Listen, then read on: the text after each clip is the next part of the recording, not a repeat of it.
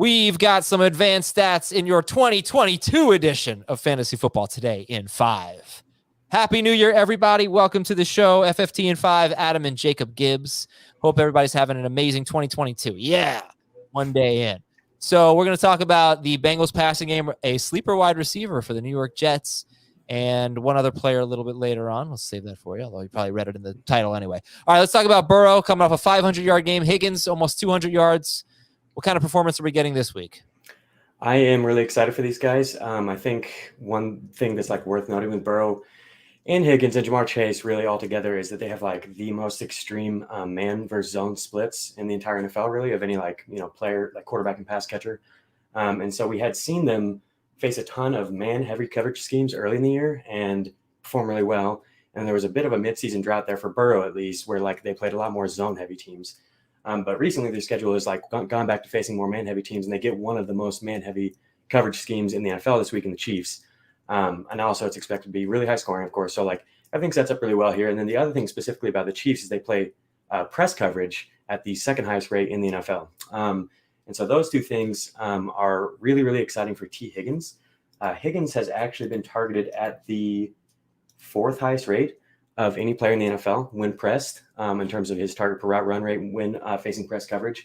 Almost every receiver sees their target per route run rate drop and their yard per route run rate drop when facing press, but T. Higgins has not. So I'm really excited for him here. He's also been significantly better against man coverage throughout his career. And then the same could be said for Jamar Chase. Of course, it's a smaller sample size, but he's just been ridiculously efficient against man. And then, of course, with those two receivers just shredding man coverage, that leads us to Burrow, who has the second highest passer rating in the NFL versus man coverage. And then the other thing that's exciting is Burrow aggressively attacks downfield. His average depth of target when facing man coverage is the highest in the NFL. So I think it makes sense here with the Chiefs getting up and pressing, really being physical with them, that we could see them being, beaten downfield, even though Chiefs defense has been a lot better lately. Really, it's a dream matchup for the Cincinnati guys.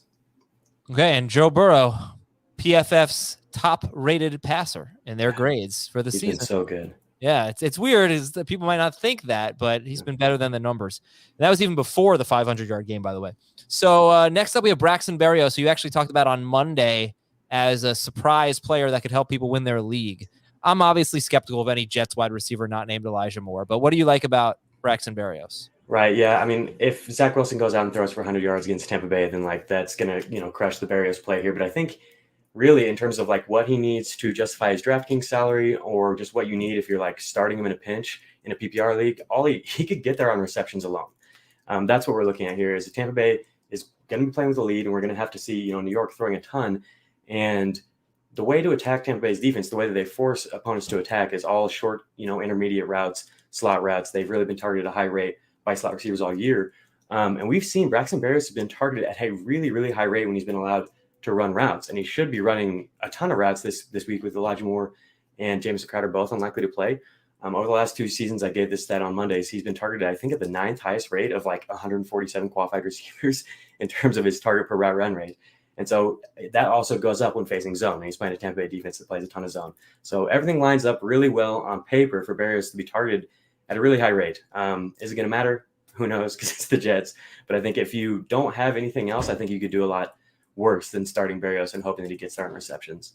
All right, I'm interested to see what you have on Deandre Swift facing the Seahawks, who give up the most receiving yards to running backs, which should be a great thing for Swift. Always risky, I'd say, to start somebody first game back from a lengthy absence. But what are the numbers telling you about this matchup? Right. I mean, you hit it right on the head. It's the Seattle they play a ton of zone coverage, and they really force opponents to just dump off the running backs. Is what we've seen all year long. Running backs versus the Seahawks have been targeted on 25% of their routes run on the year, which is up from 19% as the league average. So that's a massive increase. It's almost 6%. And then, of course, Deandre Swift has been the most prolific pass-catching running back in the NFL, and we've seen his target per route run rate spike when facing zone coverage. He's been targeted at a higher rate than any running back in the NFL when facing zone. And so just a really exciting spot for him here. And every time we've seen Swift play, even when he's been a little bit dinged up, he's always had the passing down role. And I would expect to see him have that role here, even if he is playing somewhat more limited than we're used to. And so I think if you are just a little bit nervous about it starting him, I think the floor is so high just because of the matchup if you're in PPR leagues, that like I think you can still feel comfortable starting him as a top 20 running back, even with the possibility of losing some early down work in his first game back. All right, real quick, I'm just going to answer these questions for a couple of our audience members. Greg wants to know if we'd start Rashad Penny over Higgins, A.J. Brown, Devontae Adams, Eckler, or David Montgomery. No, I would not start him over any of those. Congrats on having such good options. Wow. Yeah, me either.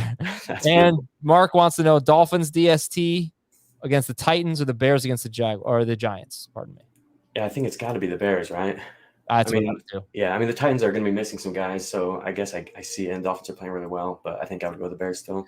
That's it for Fantasy Football Today in 5. Happy New Year, everybody. Thanks to Jacob and to all of you for